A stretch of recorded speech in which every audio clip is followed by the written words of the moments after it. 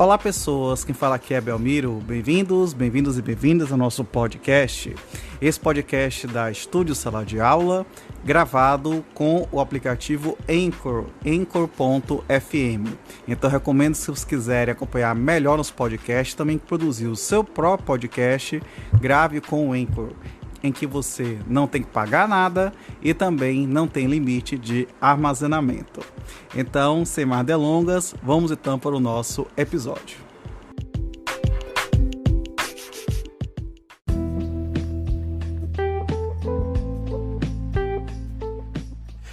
Olá pessoas, quem fala aqui é Belmiro. Vamos dar continuidade à nossa leitura comentada, interpretada do livro A Crítica da Razão Pura, de Hans Kelsen.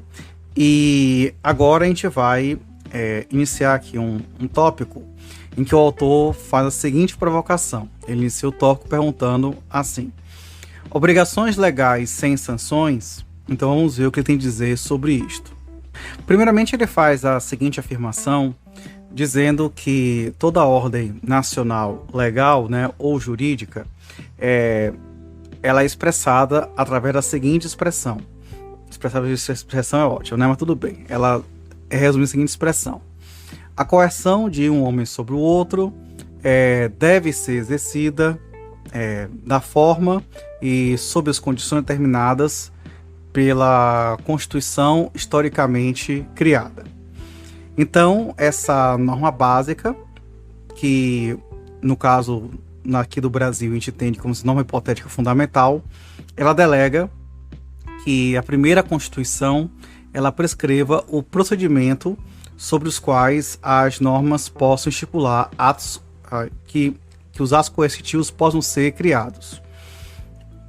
Então, de acordo com o sentido objetivo da própria norma, nós sabemos que, pela definição do próprio direito, uma ordem coercitiva é um tanto quanto que pressuposta numa ordem jurídica.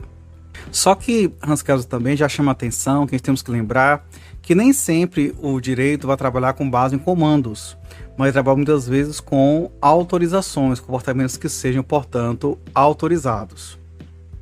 E nesse sentido, nós encontraremos algumas oposições a essa afirmação de que toda ordem jurídica vai ter necessariamente a coerção.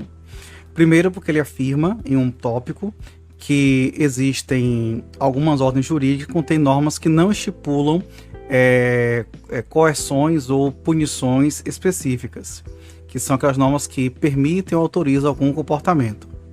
E também ele chama a atenção de que a não aplicação de normas que estipulam atos coercitivos frequentemente não são feitas como condição para que tais coerções sejam necessariamente sanções. Uma outra objeção muito bem. Só que ele fala que a segunda objeção ela não é válida porque a definição do direito como ordem coercitiva tem que se referir à manutenção na norma que estipula, na verdade, um ato coercitivo, mas não necessariamente intrinsecamente na norma em si, conectada. Mas essa sanção pode estar, na verdade, vinda de uma norma mais geral que pode ser interpretada num caso especificamente concreto. E o exemplo disso estão nas normas tipicamente do próprio direito constitucional.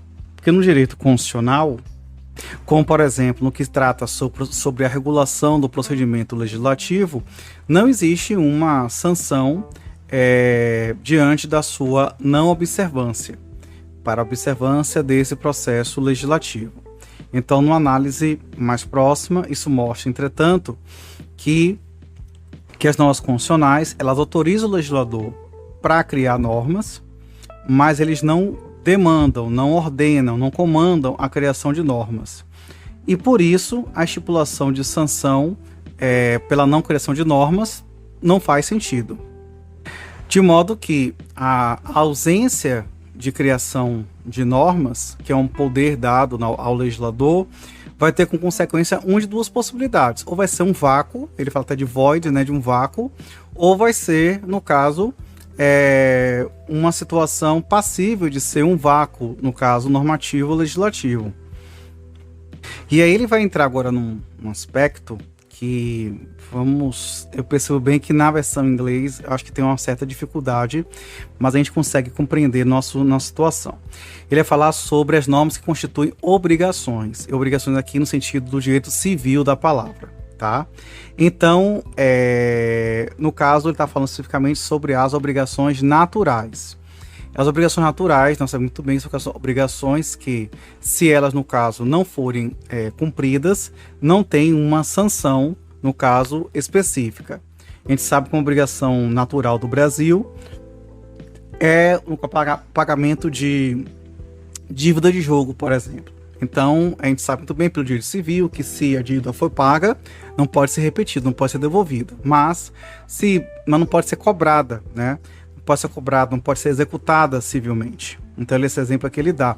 E eu tô achando até bem interessante, porque o exemplo que ele dá é um exemplo assim, veja que é um exemplo que a gente estuda em direito de obrigações do Brasil, mas que é considerado um exemplo, vamos dizer, mundial, né, global, geral da teoria do direito. Inclusive ele até menciona aqui a questão, num ponto, que a norma geral ela é válida, nesse caso específico da obrigação natural, assim, ele fala mais ou menos assim, eu consigo traduzir de forma mais próxima da literal. Ele fala assim, se o beneficiário de uma atitude, de uma performance, no qual o autor não seja obrigado a recusar uma restituição. Então, nesse caso daí, ou seja, não é obrigado a restituir, a repetir, no caso, o próprio valor. E ele cita que isso, tudo que está aqui sendo dito, na verdade, é uma restrição à validade de uma norma de sanção. Mas isso não quer dizer que isso possa provar a existência de norma sem sanção. Por quê? Aí vou colocar aqui uma colaboração minha, tá? Porque, por exemplo, existe sim uma sanção, vamos dizer assim, voltada para, no caso, para a obrigação natural, que é justamente a irrepetibilidade do pagamento feito de boa fé, né? Sem os vícios do próprio negócio jurídico. Inclusive, um autor que a gente vai comentar na sequência do Kelsen, né? Se tudo der certo, a gente vai estudar aqui a crítica da razão pura, depois a gente vai pegar outro livro de Kelsen que é importante, que é a teoria do direito e do Estado. Mas temos o livro de Herbert Hart, O Conceito de Direito, em que ele vai tentar depurar melhor esses entendimentos aqui. Então ele fala que a gente já pode detectar que às vezes as normas são criadas com uma sanção acoplada e outras vezes as normas são criadas que tem como uma consequência, na verdade, justamente o fato de ter algum tipo de perda de validade ou algum tipo de consequência sobre isso. A gente percebe por enquanto que Hans Kelsen, ele até o momento, neste livro, ele costuma não entender, por exemplo, a irrepetibilidade, no caso que nós temos da própria, do pagamento da dívida de jogo, como sendo uma sanção. A gente no Brasil até entende que isso é, na verdade, uma sanção, é uma consequência, mas ele entende com a sanção como um ato a mais. Então, na verdade, ele entende que essa irrepetibilidade, nesse exemplo aqui, na verdade, ele apenas fala como sendo uma restrição da validade daquela obrigação, como fosse uma norma mais fraca, enfim. Bom, agora ele explicando um pouquinho por que existem as normas que são normas mais fracas, normas que não têm tanta preocupação com a sanção. Ele fala, por exemplo, assim, que se uma lei for estabelecida de acordo com a Constituição estritamente, ela pode conter um conteúdo não apenas de norma, mas uma expressão de aspectos religiosos, políticos, sociais e por aí afora. Então aí, gente, a gente já vê, inclusive, assim, que não é bem assim que Kelsen fica deletando tudo aquilo que não for de aspecto social. Ele quer trazer o lugar que o direito deve ter. Outro exemplo também de norma que não tem sanção é quando a Constituição declara a forma de Estado, a forma de governo, o sistema de governo, etc. É que ele traz uma distinção entre o que seria direito no sentido, vamos dizer assim, estrito, e o que seria no sentido estrito ou formal, ou o que seria o direito no sentido material.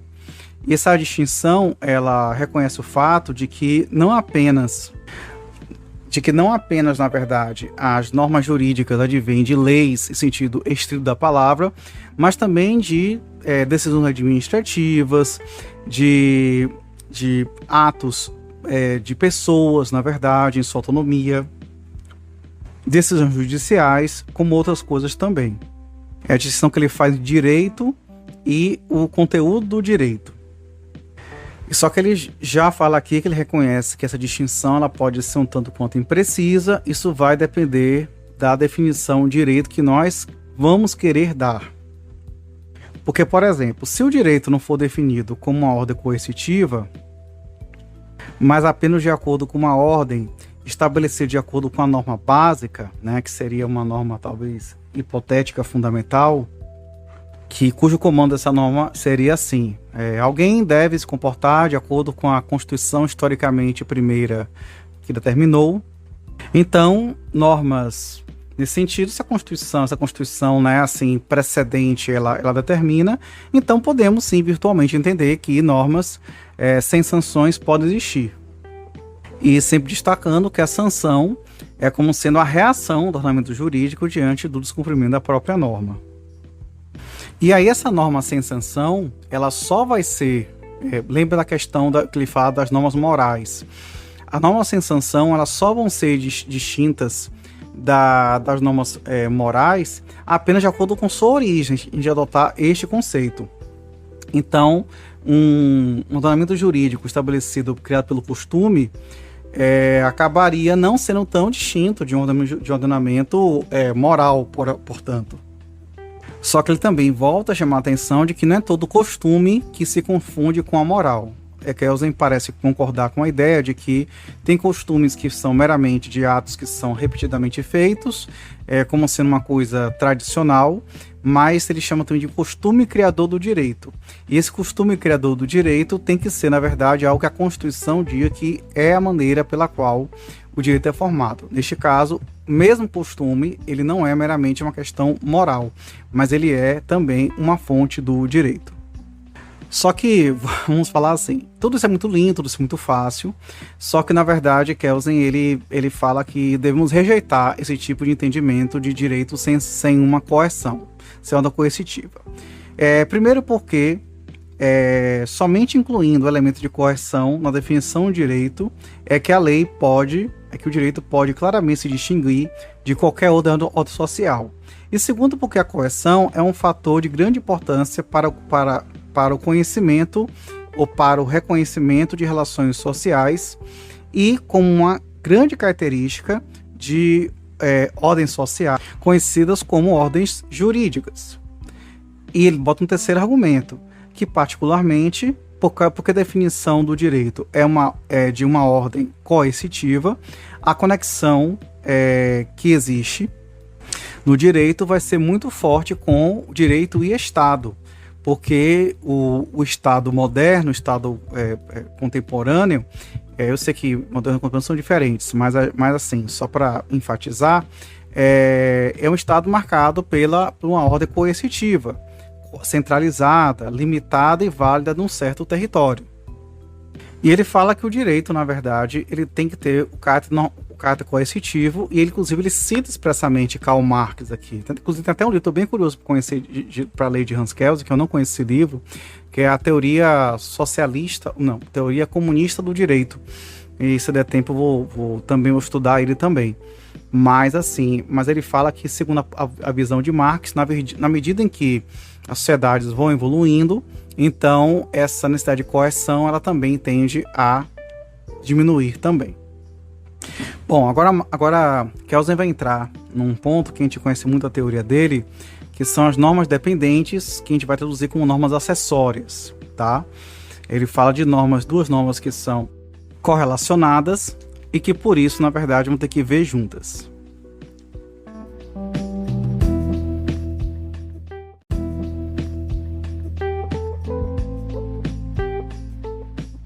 Bom, daí Kelsen começa a explicar justamente que na ordem legal, normalmente, quando a lei ela é aprovada pelo parlamento, ela contém uma norma que prescreve um certo comportamento e uma segunda norma que acaba, no caso, acoplando uma sanção de acordo com a sua não observância. Então, ele diz também que essa primeira norma, né, a norma não seria uma norma independente, mas estaria fundamentalmente ligada, né, no caso, ligada, amarrada à segunda. Então, a primeira norma é apenas designativa, designativa negativamente, né? Porque quando fala matar alguém quer dizer o quê? Não mate, né, ninguém. Que é uma condição sobre a qual a segunda acaba estipulando sua sanção. E ele explica, por exemplo, que esse comando ele é, na verdade, comum, tanto no direito penal, que fala de condutas e crimes, quanto no direito civil. Ele até fala que é especificamente sobre a questão do devedor, que tem que pagar um empréstimo, e que se não pagar o empréstimo, aí os seus bens serão passíveis de execução. Ele também vai dizer que que isso não foge à regra, há aquelas permissões para certos comportamentos, como o caso, por exemplo, da esfera de defesa, de autodefesa, né, de legítima defesa. Então, na verdade, ele fala, por exemplo, qual é a sanção? A sanção é quando a pessoa exorbita os limites, que eu vou colocar assim como razoáveis, da legítima defesa. Ele cita até um exemplo normativo, que é contido na Carta das Nações Unidas, no artigo 2º, parágrafo 4º, que proíbe qualquer membro de usar a força sob pena de sofrer as sanções do artigo 39.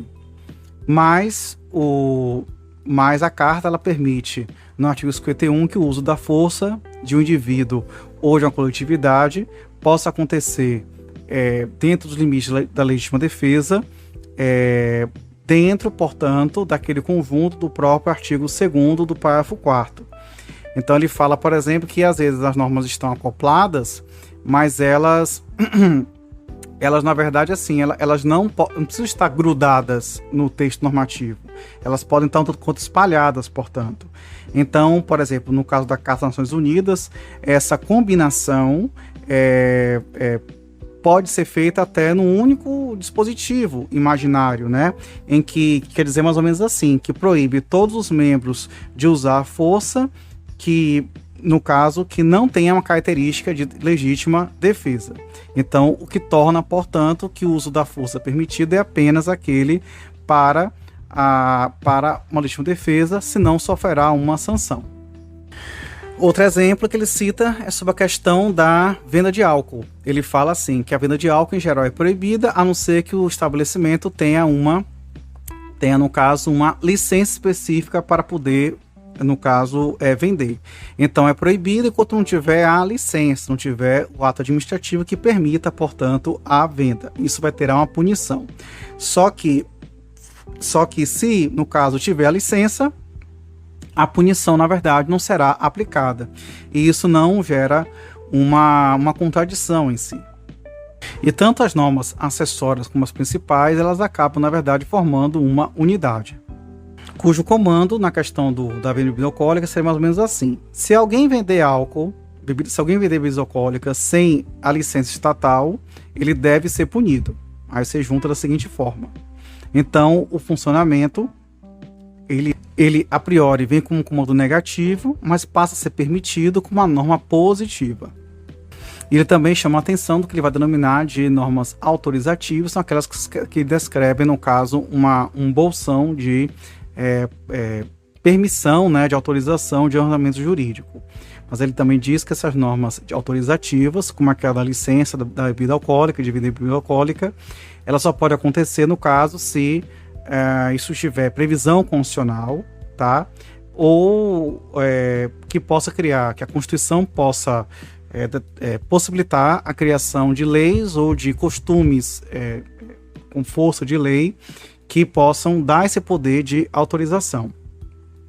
Queremos aqui em algumas páginas, ele vai aqui denotar um pouco que as normas procedimentais seriam normas de segunda linha ou dependentes, porque ele fala o seguinte raciocínio. Ele fala assim, por exemplo, se no caso o direito ele pune o roubo com prisão, então na verdade ao mesmo tempo ele está autorizando e determinando que que as cortes, que os tribunais, a partir dos códigos de processo criminal, apliquem o roubo, apliquem a pena de prisão para as pessoas que cometam o roubo no caso.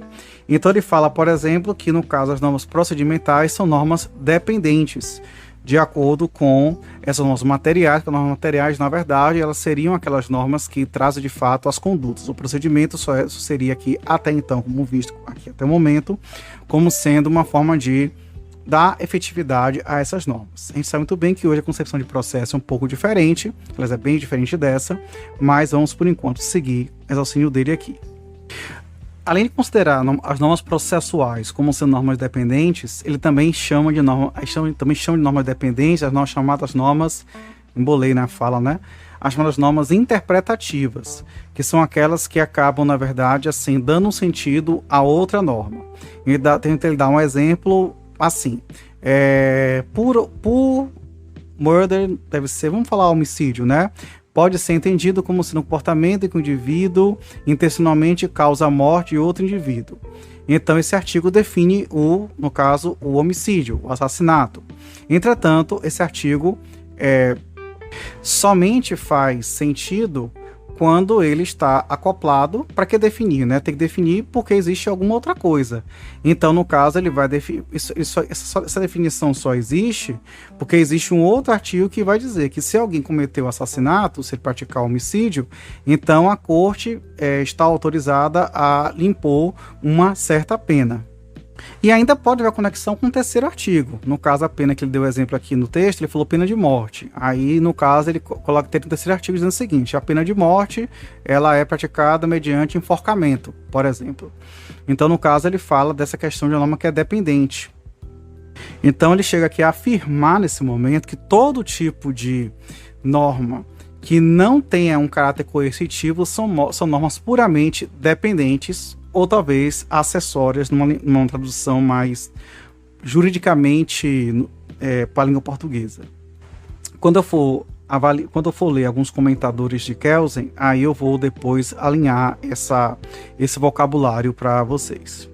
Muito bem, estamos avançando bastante. Agora vamos entrar num novo capítulo, o capítulo 2. Você fala, mas falou que o capítulo 2 já passou? Não, a gente estava falando subitens do capítulo 1. Que foi bem assim longo. Agora vamos falar do capítulo 2. O capítulo 2 é chamado de Direito e Morais, ou Moral, Direito e Moral, não é Direito e Moral. E tem aqui um item 7 do item 2, porque eu acho que ele segue a sequência geral do livro, que fala de normas morais como normas sociais. Normas sociais, desculpe. Bom, aqui deixa eu só fazer uma observação. É porque na tradução do inglês para o português, eu tô chato, né? Tô metido a bicho, falando porque o inglês. Não, é o seguinte, é porque no inglês a palavra moral, desse jeito, tem outro sentido bem diferente, sentido de clima. Por exemplo, we have to improve the crew morals, entendeu? Então, tipo assim, temos que melhorar o clima da tripulação, quando o pessoal tá meio baixo astral e tudo, né? Não é isso não, morals aqui quer dizer, na verdade, no sentido de moral, como nós entendemos quando estudamos o direito, certo? De a moral de um grupo, tipo isso. Ele fala, inclusive, que essa moral aqui, nesse sentido aqui que estou falando, é estudada por uma disciplina chamada ética. Beleza, vamos lá. E ele já diz aqui que o relacionamento entre justiça e direito está incluído no relacionamento entre moral e o direito. E também ele fala que, no sentido vulgar da palavra, no sentido comum da palavra, às vezes moral se mistura com a palavra de ética, e assim como justiça, às vezes, ou justo, se mistura com a palavra de direito, e direito com a palavra de ciência do direito também. E ele fala, por exemplo, que a metodologia de uma ciência pura do direito, ela acaba ficando um pouco prejudicada, inclusive pela própria barreira muito tênue que separa a ciência do direito da própria ética, entende? Porque sendo a ética aquela que estuda a aplicação de normas morais diante de uma sociedade dada por uma autoridade moral ou por um entendimento moral também.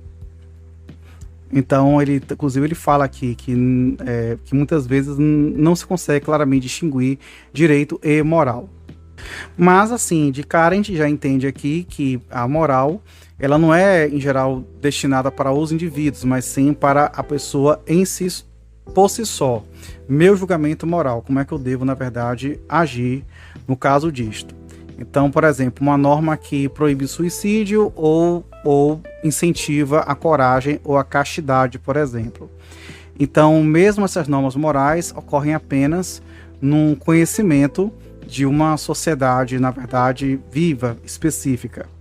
E o comportamento do indivíduo, que essas normas prescrevem, se refere diretamente para somente este indivíduo. Mas indiretamente, também se aplica aos indivíduos também. É como se fosse aquele indivíduo, ele é tido como se fosse um exemplo, né, para que os outros sigam as mesmas regras morais. E a partir disso, você começa a criar as normas morais, que é justamente a consciência de comunidade, que na verdade vai acabar gerando essas obrigações comuns de natureza moral, portanto. E a regra moral também ela vai ser insignificante se o indivíduo vivesse sozinho, isolado, por exemplo. O que significaria? Não ter julgamento moral com nada, com ninguém, porque está lá isolado. Claro que não vamos aqui pensar na moral com os animais, etc. Mas a gente está falando se ele viver sozinho, isolado numa ilha deserta. É tipo isso. Aí ele bota outro subtópico 8, que ele fala assim: moral como uma regulação do comportamento interno. Embora ele passe aqui algumas páginas explicando que algumas vezes, algumas regulações morais coincidam com o direito, às vezes realmente tem normas jurídicos que proíbem que a pessoa tente o próprio suicídio, por exemplo. No caso brasileiro não é assim, só proíbe que alguém instiga, né, que influencie o suicídio de outrem, ou que influencie em castidade, proibindo e tudo mais e tal. Mas normalmente o destino é um comportamento interno no caso de alguém. E a regra moral, portanto, ela tem a ver com alguém que tem uma inclinação, digamos, egoísta ou interesse egoísta. Ele também diz que essas normas morais elas perdem um pouco o sentido se o indivíduo já for um tanto quanto certinho, se ele já fizer as coisas assim de forma não egoísta naturalmente. Ela é mais focada para as pessoas que tendem a desviar o seu percurso e adotarem um comportamento, vamos dizer assim, egoísta.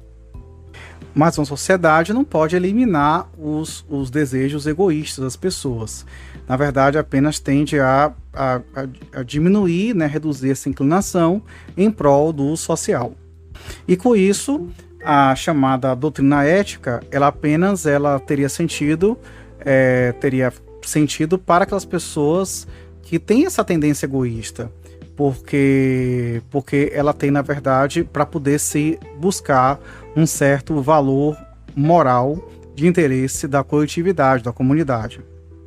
Portanto, é errado você falar que o objetivo da moral quer dizer suprimir todas as suas inclinações.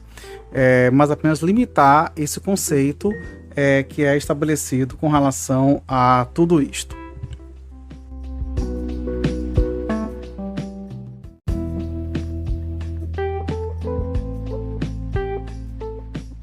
Bom, agora no item 9, ele fala de moral, uma ordem positiva não coercitiva. Então ele fala que, apesar de não ser possível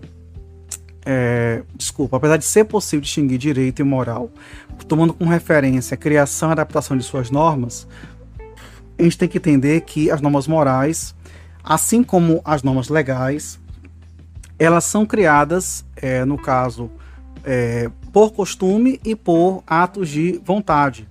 Por exemplo, um profeta de uma religião, por exemplo.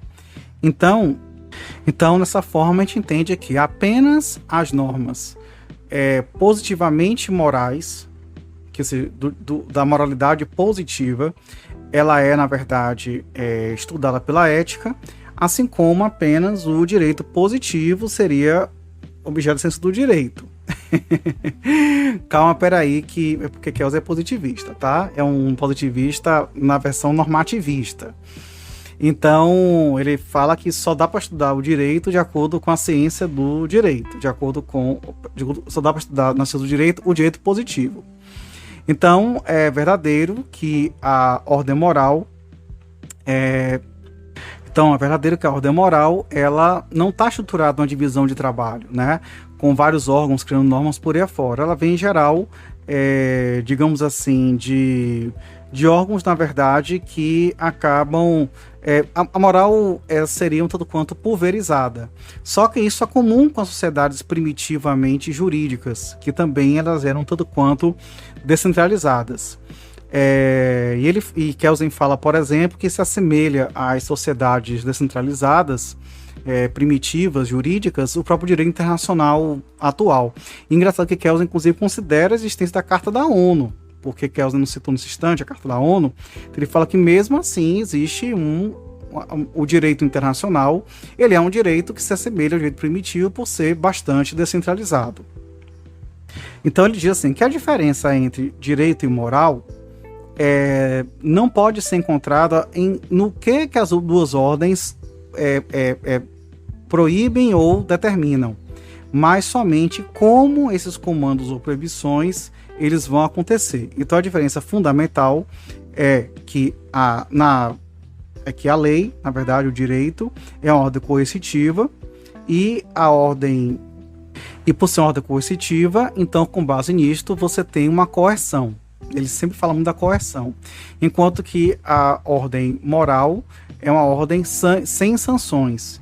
Então, no caso, essas sanções da ordem moral são meramente aprovação, pela conformidade da norma ou desaprovação pela não conformidade da ordem, mas da ordem moral, mas que não tem coerções prescritivamente, assim, determinadas prescritivamente. Aí no item 10 ele fala do direito como parte da moral. Então ele falou, uma vez que o direito e a moral são reconhecidos como diferentes tipos de sistemas normativos, então a questão está sobre o relacionamento entre eles. Então a questão de dois significativos. Primeiro o que é o relacionamento entre os dois. E segundo, o que deve ser o relacionamento entre os dois, como deve se dar o relacionamento entre os dois, ter duas esferas, duas instâncias. Então as duas questões são interligadas, inclusive com resultados que às vezes podem se confundir. A primeira questão é que às vezes isso é respondido dizendo que o direito, por sua natureza intrínseca, seria basicamente uma moral, o que significa que um comportamento determinado ou proibido pelas normas legais também seriam determinados ou proibidos pelas ordens morais, pelas normas morais. Então, só que é importante frisar que a ordem moral, ela não é em si direito, certo? Então, a questão também respondida por outro lado, dizendo pela afirmação de que o direito pode, mas não necessariamente pode ser moral. E isto é mencionado pela palavra justo. Então, justo quer dizer o seguinte, a justiça, na verdade, o que é justo seria aquilo que seria dentro de uma sociedade, de uma ordem social, que não seja moral, mas que pode ser jurídico. Então tem um descompasso entre o que a sociedade entende como correto e o que o direito determina. Então fala, isso não é justo, porque a nossa convicção vai num sentido e o direito aponta outro sentido. Essa distinção, essa reflexão tem muito a ver com o próprio conteúdo do direito, mas não tanto com relação à sua forma. E ele ainda vai mais adiante, que fala assim, que se, por exemplo, a gente for ainda quiser comparar moral com direito, podemos dizer que a ordem jurídica é uma ordem moral absoluta, vamos dizer, determinada, absoluta, no sentido daquela moral escolhida para ter as coerções. Mas é interessante, eu gostei muito dessa afirmação que ele fala, que quando a ordem jurídica, que seria essa moral, no caso absoluta, ela não está encontrando um respaldo na convicção das pessoas, isso tende, na verdade, a ser identificado como injusto. Aí ele vai, na verdade, assim, ele vai agora para o outro item 11, que é a relatividade do valor moral. Então, se um valor absoluto em geral e uma moral absoluta em particular é rejeitado do ponto de vista do conhecimento científico, porque um valor absoluto pode ser assumido apenas com base, talvez, numa fé religiosa, ou talvez apenas numa autoridade transcendental, né, metafísica, enfim. Então, é preciso admitir que passaremos a ter um grande problema, porque várias comunidades têm, na verdade, assim, entendimentos diversos sobre o que seria certo e o que seria errado. E isso geraria um problema de validade, ou seja, de entender assim, o que é de fato certo, errado, bom, ruim. E por conta da relatividade da moral, a gente tem uma afirmação de que as normas sociais tem que ter um conhecimento, tem que ter um conteúdo moral, mas para valer socialmente como um todo, tem que ser qualificado como direito. Até porque a diversidade da moral, muitas vezes, ela acaba gerando o contrário do que o direito preconiza, que é a paz. Então, na verdade, acabaria sempre gerando diversos conflitos. Então, com isso, ele fala que a questão de relacionamento entre direito e moral não é uma questão de conteúdo, porque sempre vai haver discrepância, mas sim uma questão de forma. Inclusive, ele também critica aquele entendimento que fala, aquele postulado que fala, que diz que o direito é o mínimo de moral numa sociedade. Ele fala que isso não pode, na verdade, também ser aceito, porque esse pressuposto demandaria uma moralidade absoluta, e o que é feito pelo seu conteúdo, e que isso é comum a todos os sistemas positivos de moral, que todo mundo fosse pensar sempre da mesma forma, e isso na verdade é impossível. Por isso que na verdade o que as pessoas entendem como sendo algo justo ou correto não é um elemento essencial do conceito de direito. Agora, no item 12, ele fala sobre a separação do legal, da ordem legal e da ordem moral. Ele começa falando, por exemplo, que não tem muito sentido falar numa ligação do direito com a moral, como o direito sendo uma decorrência da moral, porque senão a gente poderia, inclusive, admitir, né, um direito imoral. Então, de alguma forma, isso não acabaria sendo seguro, e por isso, na verdade, o direito ele não pode incluir um componente moral nele. Bom, aí vocês devem estar pensando isso, também estou pensando. Quer dizer, tem aquelas normas, né? Moral e bons costumes, né? Do direito que a gente vê por aí. Cada vez menos, mas nós temos, né?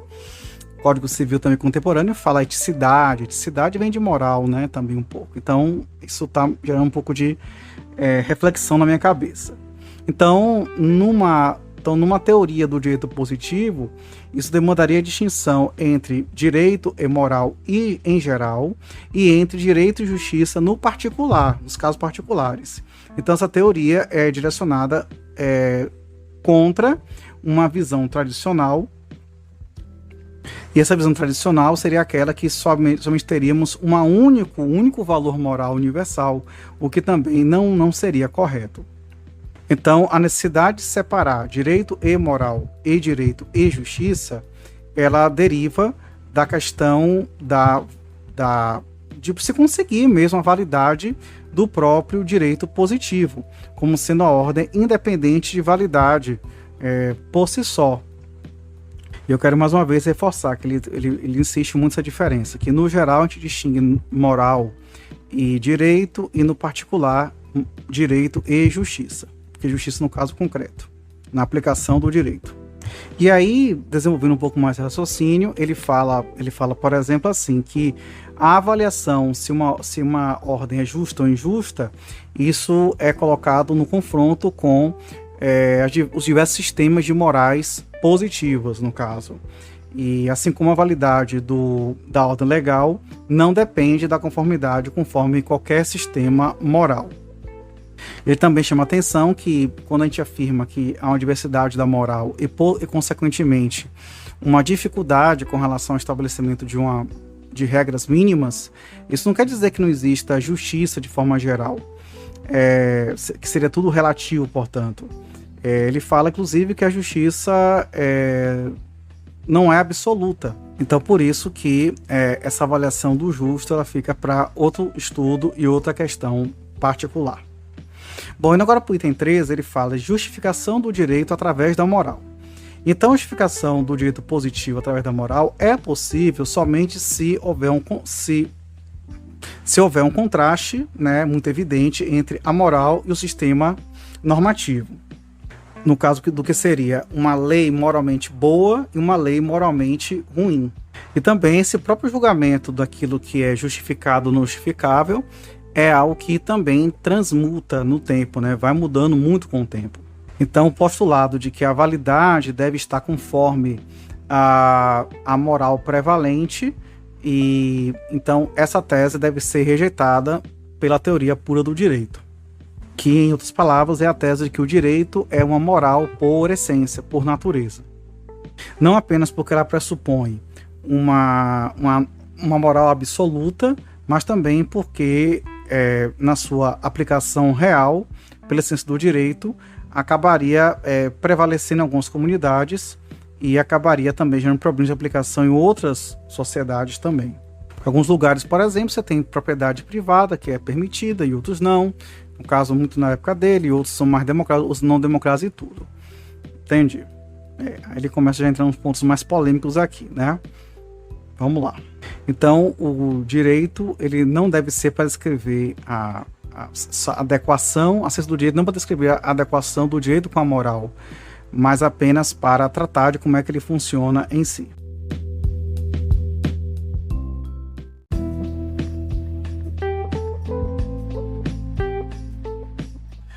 Bom, agora vamos para o capítulo 3, que fala sobre direito e ciência. Então, o item 14, que é normas legais como objeto da ciência do direito. Ele fala legal, né? Nem, no caso, jurídicas, normas legais. Mas será que vai ser isso? Não sei, vamos lá ver, né?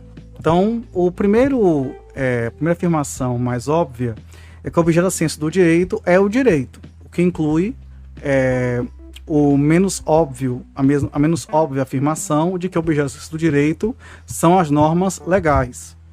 Mas o comportamento humano, que somente é percebido quando é determinado por normas legais como condição ou consequência.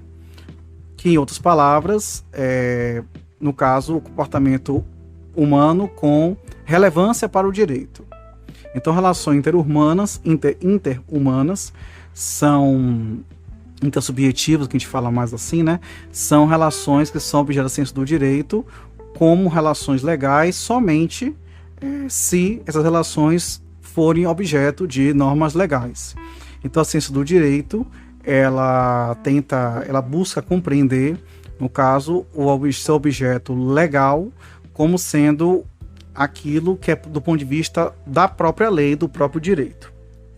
Então, também temos que entender o que é uma tal de norma legal. E aí nós temos aqui o item 15, que fala sobre a estática e a dinâmica da teoria legal. Então, quando ele distingue a estática e a dinâmica da teoria legal, ou teoria jurídica, ou uma teoria jurídica dinâmica, uma estática, então depende de que maneira uma ou outra alternativa é enfatizada. Se é o comportamento humano regulado por normas, ou se são as normas regulando o comportamento humano. Em outras palavras, se o objeto está direcionado ao conteúdo das normas jurídicas, que são criadas, aplicadas, obedecidas pelas condutas humanas, pelas pessoas, ou se é direcionado, no caso, ao ato de criação e de aplicação obediente determinado pelas normas jurídicas. Então, no caso, a gente estuda o ato sobre as normas, ou a gente estuda, na verdade, a questão da criação e aplicação das normas. Então, eu coloco a primeira alternativa, que é sobre as normas em si, mas focado nas normas. O objeto da teoria do direito seria o direito como um sistema de normas válidas e, no caso, isso seria o direito de per si, no caso. Então, de acordo com o segundo, que fala do comportamento baseado na conduta legal, o objeto da teoria jurídica seria o processo em cima do qual o direito é criado e é aplicado, que é o direito em movimento. Entendi? Então, na verdade, o primeiro você analisa o arcabouço jurídico e o segundo você analisa a aplicação do direito. Um aspecto peculiar do direito é que ele regula sua própria criação e aplicação. Então, esse processo de criação do direito, ele vem de normas gerais, que é o processo legislativo, que é regulado pela Constituição. E também um aspecto formal procedimental dos estatutos, que no caso a parte processual, né, procedimental, processual, judicial, que regula a aplicação desses estatutos materiais pelos tribunais e pelos órgãos administrativos.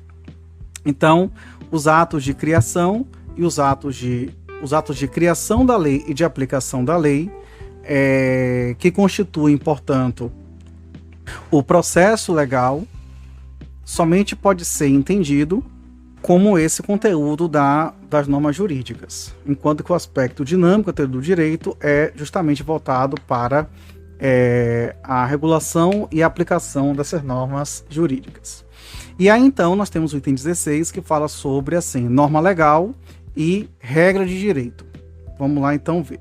Então, do direito, por compreender o comportamento humano não apenas como extensão do conteúdo em si, mas determinado por normas jurídicas, normas legais, representa a sua interpretação normativa do seu objeto. Então, o do direito descreve, no caso, as normas legais criadas por atos humanos, de comportamento humano, que vão ser aplicadas e obedecidas em relação a tais atos. E com isso se descreve que uma norma que constitui relação entre os fatos determinados por essa norma. Então a chamada aplicabilidade do direito, the rules of law, na verdade, envolve justamente a questão da aplicação nos casos concretos por autoridades legais, por tribunais, por exemplo. Então, num sentido descritivo, a regra de direito são, no caso, são julgamentos hipotéticos que afirmam o que está de acordo com a ordem nacional ou internacional legal sobre algumas condições determinadas por esta ordem e as consequências determinadas por esta ordem que devem, portanto, ser aplicadas. Então, essas normas legais, elas, no caso, não são julgamentos, são, na verdade, e também não são afirmação objeto de conhecimento. Então, de acordo com esse entendimento, eles são comandos, são determinações, e eles também podem significar permissões, autorizações, mas eles não são instruções, e como se erroneamente por isso imaginar do entrelaçamento entre jurisprudência e lei. Então, os comandos legais permitem, no caso, os comandos legais, permissões legais, autorizações legais, na verdade, deixa eu reformular essa frase. Então, a lei determina, ela permite ou autoriza, mas ela não ensina. Entretanto, quando a norma legal ela expressamente, né, linguisticamente, literalmente, ela coloca em palavras e sentenças, ela pode aparentar como sendo a forma de asserções, de assertivas, trazendo afirmações de fatos. Então, por exemplo, quando se fala da questão de como é que o roubo é punido, coloca-se na seguinte frase: pune-se o roubo através da prisão. Pronto. Então, essa norma, ela está na cabeça da afirmação, né, no caput, e com isso ela autoriza a sua conclusão, que é expressa pela seguinte, que no caso o caput da regra, ela conclui, na verdade, esse tipo de tratativa, esse tipo de aplicação. É importante, entretanto, portanto, que a gente vai distinguir o que é um ato e o que é, na verdade, uma conduta descrita. Então, a diferenciação entre regra de direito e uma norma legal, certo? Então, expressa a diferença entre a função do conhecimento das leis, que é inteiramente diferente da função da imposição das normas dentro de uma sociedade ou comunidade. Então, o assessor do direito tem que conhecer primeiro o direito, obviamente, e os órgãos legais, como autoridades, têm que criar o direito justamente que foi descrito, criar no sentido de concretizá-lo. Inclusive, Kelsen vai citar Kant, a epistemologia de Kant, que é a teoria do conhecimento, que diz que a ciência do direito tem como peculiaridade que ela própria, na verdade, ela cria o seu próprio objeto e ela também traz o seu próprio significado também. E ele vai chamar a atenção que muitas vezes direito e ciência do direito tendem a se confundir. Então, por exemplo, quando ele dá um exemplo aqui, quando se diz do direito internacional clássico, então, na verdade, tem de se falar sobre teoria do direito internacional. Só que a ciência do direito, ela apenas descreve o direito e não prescreve algum tipo de conduta, como o direito que é criado através de uma autoridade, no caso, criando normas individuais. Então, ele quer dizer mais ou menos o seguinte: quando a gente descreve o direito civil, o direito penal, etc., isso aqui é a ciência do direito, a gente está falando as normas que que existem.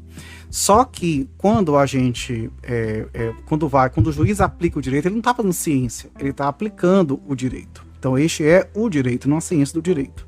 Então, quando a doutrina, por exemplo, ela fala sobre a ciência do direito, ela acaba dizendo assim que uma certa norma deveria existir, não deveria existir, deveria ser aplicada, não deveria ser aplicada, mas não impõe obrigações e não confere direitos para ninguém.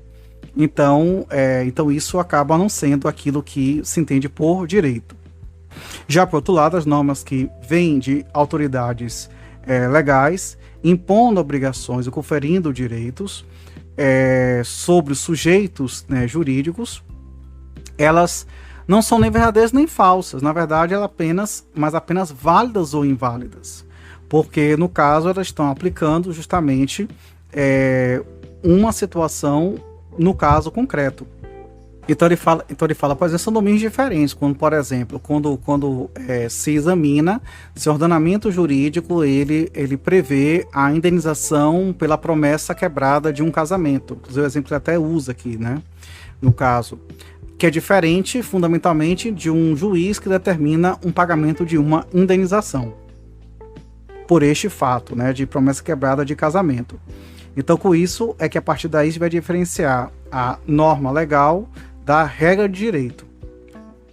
E aí é bom já a gente afirmar, né, que ele chama de normas legais como sendo aquelas prescrições, comandos, que são determinações ou comandos, permissões, autorizações, enquanto as regras de direito são, na verdade, essas análises sobre o direito que a ciência do direito acaba fazendo. Ele traz um detalhe importante aqui, viu? Que é assim, que ele fala que quando você fala de uma norma aplicada no caso concreto, elas vão ser mutuamente excludentes. Vai ser verdadeira ou vai ser falsa, de acordo com a validade do próprio ordenamento jurídico. Então, na verdade, não pode as duas serem válidas ao mesmo tempo. Acontece que duas regras de direito que descrevem um fenômeno, um comportamento, elas podem ser contraditórias, porque, na verdade, elas podem ser deduzidas de acordo com algum tipo de esquema lógico de análise sobre esse tipo de entendimento do direito. Ele também não quer dizer aqui, também ele fala isso, que não quer dizer que também qualquer pessoa que faça o que nós chamamos de doutrina, né, que chama de regras do direito, pode falar qualquer besteira, qualquer coisa. Porque, na verdade, que isso também pode ser falso. Se a gente, por exemplo, falar alguma coisa que não tem a menor previsão legal, que não tem o menor fundamento de acordo com o direito que está sendo examinado. Isso pela ciência do direito.